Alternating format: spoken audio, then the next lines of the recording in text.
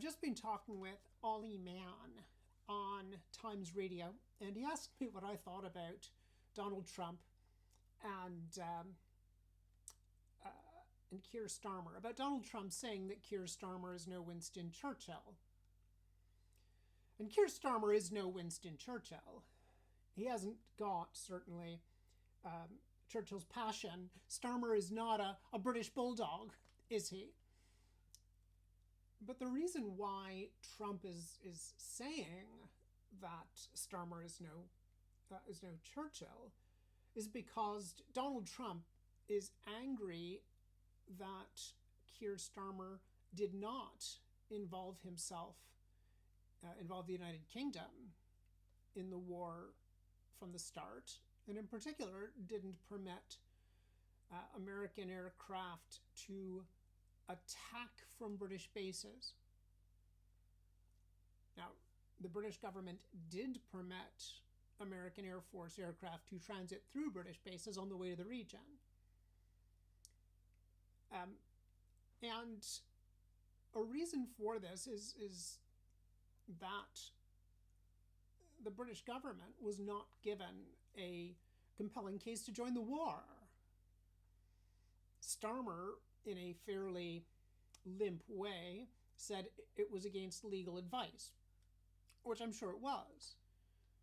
But far more important is the fact that the United States has not set out, really, what their premise was for going to war. They haven't said what precipitating event there was, what intelligence they had. President Trump still hasn't even gone to Congress to explain it to the American people. And likewise, Benjamin Netanyahu has not made a case. He hasn't had a press conference. He hasn't given a speech to the Knesset, which he's not required to do. And yet, when Marco Rubio, the American Secretary of State, who is not ordinarily permitted to do anything in this theater, right? This is Witkoff's theater and Kushner's theater. Rubio's meant to stay in the Americas. But what Rubio said was that America went to war because the Israelis were going to go to war, and America would invariably be targeted, presumably meaning American bases in the Gulf would be targeted. So in order to preempt Iranian attack on American bases because Israel attacked Iran, Trump would attack Iran first. But just now, a reporter asked President Trump if he was manipulated by Netanyahu into going to war, which is what Rubio said.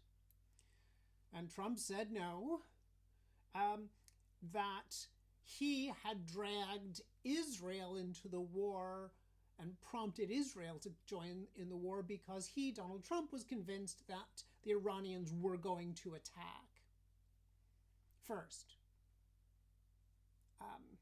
And it's a suggestion. It will no doubt be accepted by Donald Trump's supporters in America. But I think it's difficult to imagine Keir Starmer saying to the British people,